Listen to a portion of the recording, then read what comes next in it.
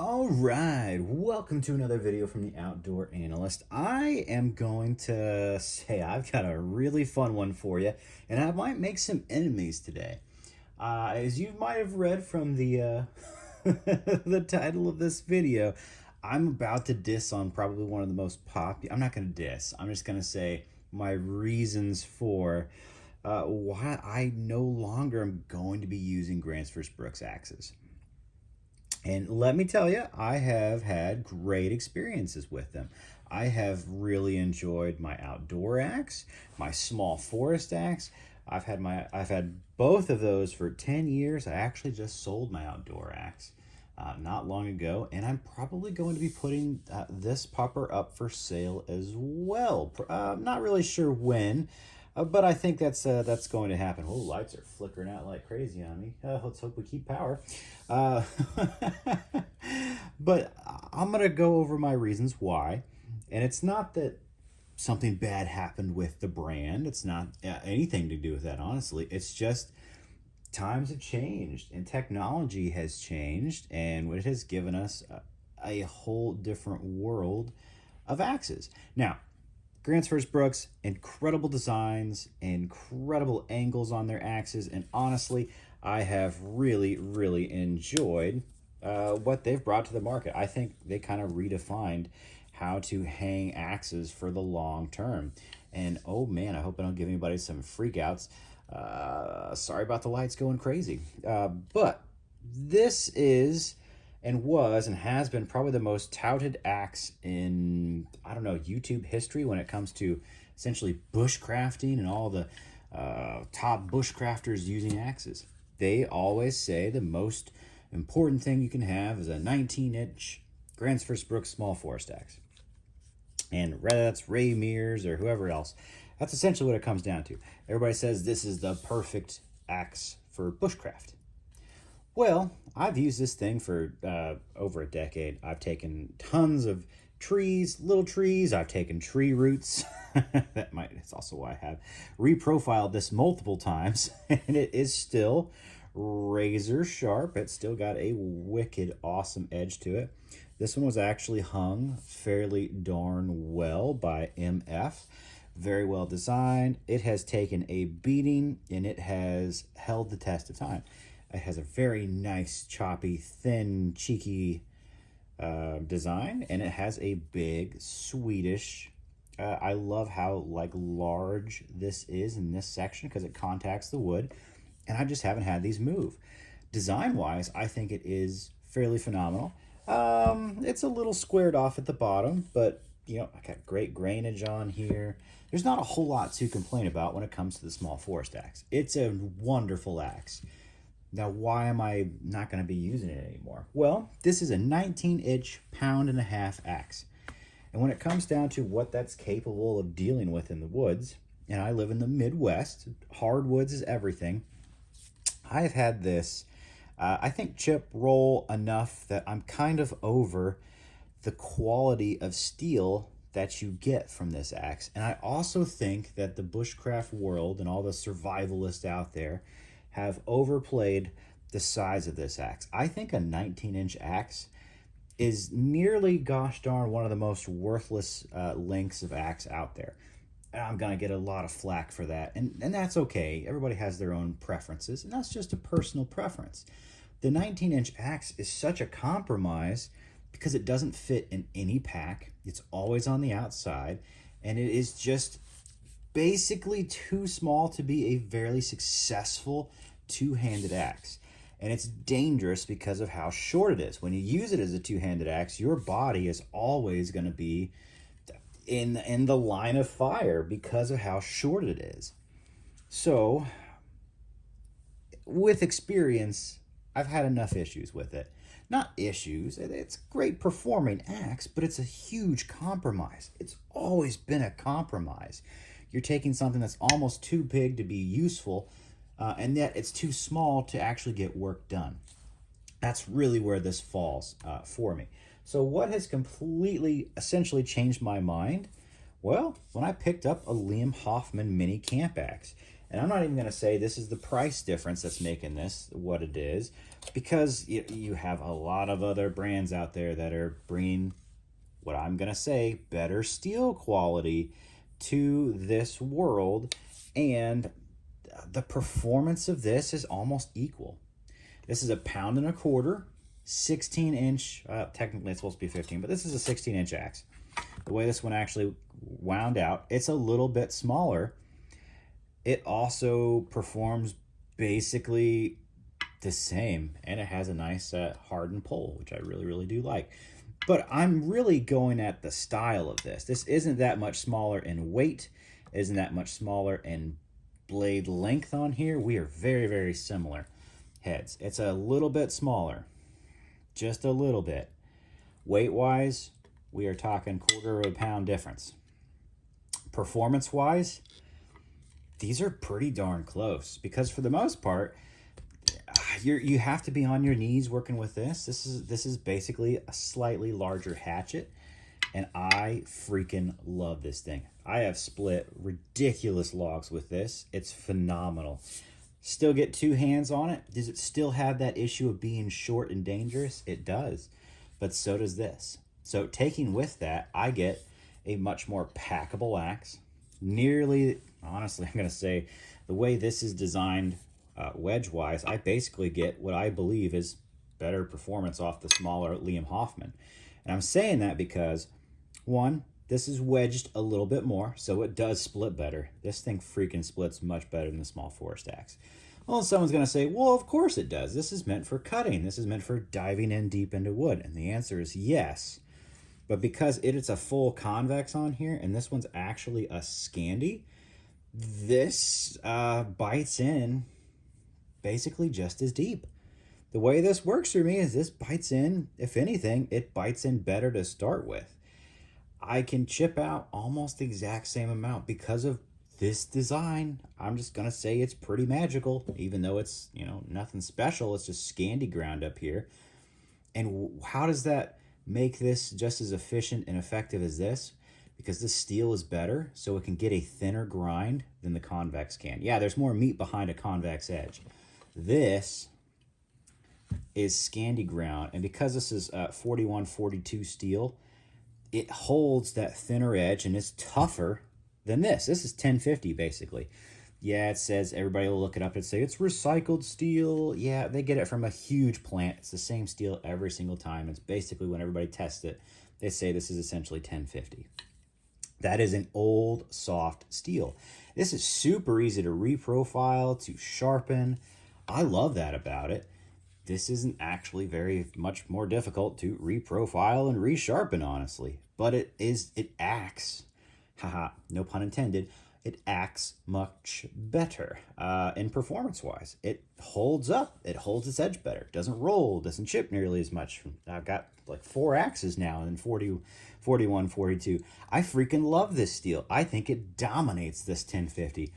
And because of the design, I am able to get basically the performance of the small forest axe in something that's 4 or 3 inches shorter. That makes a big difference to me. And it makes a big difference in packing. This thing is just a hair bit lighter. Just a hair. 1/4 pound. That's it. Performance-wise, though, I think it keeps up with it. And it doesn't... Is it a compromise? Well, no, it's a hatchet. I'm getting basically the same power of this kind of a medium axe. Not even a medium. Let's go schmedium, small medium, out of a hatchet. I freaking love this thing. This thing is an absolute beast. And it does the same performance. So, what would I say if you said, whoa, whoa, whoa, whoa, whoa.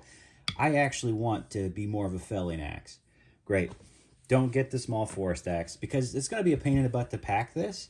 If you want something that's truly felling, not just splitting and doing a little bit of felling, this is my trail maintenance axe. Love it. Go up to a boy's axe.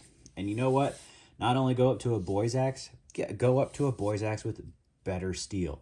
I'm not just talking about Liam Hoffman's. Go and get a Council tool. You're getting much better steel. You are getting way better steel than Gransfors Bruk's. And you know what? Council tools started taking off. Gransfors Bruk's design. So you're basically getting the best of all worlds. But I'm going to be honest with you. I don't take a 19-inch axe anywhere. This is a 26-inch axe. This is a boy's axe.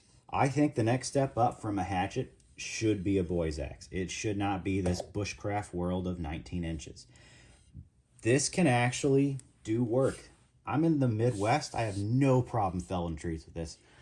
Done a great job with it. If it's just going to be a pure felling axe, you should probably go up to a little bit bigger. But for what I do, throwing this basically in a UTV and running around the property, taking out little stuff, it's perfect. It's absolutely perfect. You need to take a small tree, easy to do. You need to start working on a survival shelter. Great. Size-wise, now this is 26 inches. Yeah, you're adding on a good chunk. Let's kind of take it to see if I can push this out to the end of the table and show you the difference. Yeah, you're going to add on a span in your pack or wherever you're carrying this thing. But it's going to be so much more successful. And this is a 2 1/4 pound, I believe, axe. It is phenomenal. Maybe it's 2.5. Darn it, I should have looked at that beforehand. I think it's 2 1/4. This thing's a monster, an absolute monster. As cool as the small forest axe is, and yeah, this does bite in very, very well. But I am getting so much more performance from a slightly larger axe. And if I'm going to be packing something in, and it's going to be a kind of a pain in the butt to pack, why not bring something that's actually way more effective, way more efficient than just a compromise? I don't feel like I'm compromising anything in the Midwest with the regular boy's axe, especially with the design of this Liam Hoffman. This thing is sick. It chops, it splits. I love this. This actually seems a little more similar to the small forest axe in profile, but it splits a little better. The Scandi dives in a little better. Because I got that steel, I'm able to do a Scandi, and that thing's just freaking laser beam. This thing's just a laser beam, man. I love it. Absolutely love this thing. One of my favorite projects, hanging this axe. It's just absolute beast. So there it is. That's why I no longer use a small forest axe, because I think it's the worst compromise. I don't need to compromise anymore. I can take a hatchet that can do basically everything this can. Or I can bump up and take a real axe. Oh, I hate saying that. That kind of sounds crude. Even a boy's axe is pretty small. You're going to have a lot of people that say, whoa, for where I live, you need something bigger than that. Totally understand. From where I live, you need something bigger than this. This thing's honestly just borderline dangerous because of the size of it. Yeah, and you're going to get a bunch of people throwing out safety videos on how to use axes. And you're right. And I'm using all those... all those tips and tricks. I can still tell you the larger axe is much safer, much more efficient, much more effective, and I would rather carry the bigger axe if I'm going to carry this. Or better yet, if I'm just doing what most people are doing with a bushcraft axe, small trees, basically just setting up shelters, goodness gracious, this is where you go. That's perfect. That'll do it all. No problem doing it with this beautiful little mini 16-inch axe. Heck yes. So, I hope this was a fun video. I know I feel like I'm being a little preachy. I know I'm going to get yelled at by a lot of people because I do love this axe. It is good. It's a great biter. It's awesome. I just really have realized over the years, 2025 is the new me. Actually, over 2024, I realized this truly, that I'm not going to take this. Even when I would say there's the council tool version that I always tell people to kind of go for, that's priced cheaper than this, way better. I think they have a 19-inch and a 25-inch. Skip the 19-incher. Screw that. Please get the 25-inch axe. Get the bigger beastie from Council Tool as well, and you will just thank me. It is a whole different world, the performance you get from something that's just a little bit longer. And someone's going to say the exact same argument, but hey, what about that performance you get from the extra few inches on the small forest axe versus what you're talking about? The design of this thing makes up for it. It just does. It absolutely does. Can I technically get more power? Sure. It's just more dangerous, and I don't think because of the weight of this axe, I'm really getting that much more. because of the design from this axe and the steel and how they have it set up. It's just too close to take the compromise of this thing anymore. There's just no point. Has it held up great for me? Absolutely. I think it's a little soft. I'm kind of tired of like reprofiling it, to be honest with you. I just haven't had to reprofile 41, 42 because of just hitting regular trees and things. It's really held the test of time for me.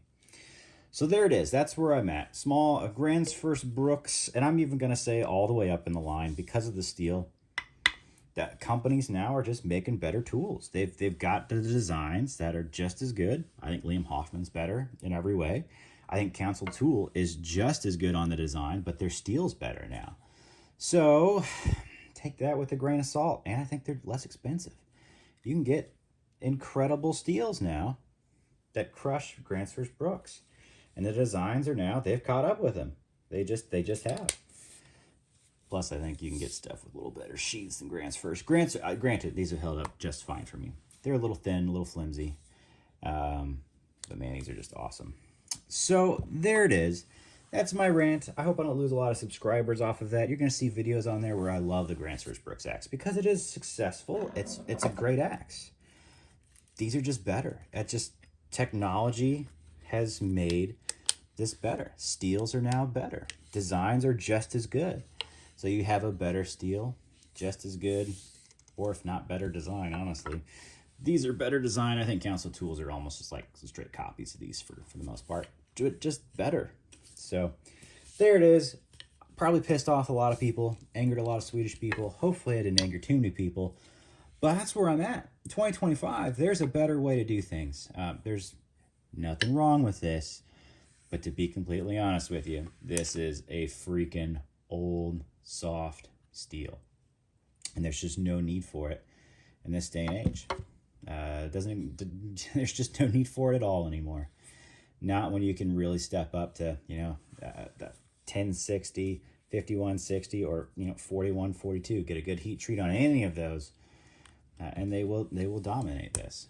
So, yeah, that's where I'm at. I hope this was fun. Hope you maybe learned something why I've moved away from Gransfors. I've had nothing but love with them, but I've just seen that there's better stuff out there. So like, subscribe. I would definitely appreciate it. Probably going to lose some subscribers over this one. So, hey, please like, especially if you're new. I hope I saved you some money. There's definitely great stuff out there. Liam Hoffman or Hoffman Blacksmithing, the best of the best. I think Council Tool is kind of the next grade under. American-made, great steels, and their designs are now very, very good. They just really are. I was going to pick up the Council Tool, like 25-inch version of this, essentially. But then I found the Wasatch and made it my own project. Just had the head, hung the axe, and it took over the need for that for me. So that's where I'm at this year. And hopefully things get even better. Hopefully they make even better steels with maybe even better designs than the Hoffmans. It's going to be hard to beat right now, but you know what? Stronger steels will allow you to do crazier things and get away with it. And that's just amazing. So I hope this is fun. I will catch you on the next one.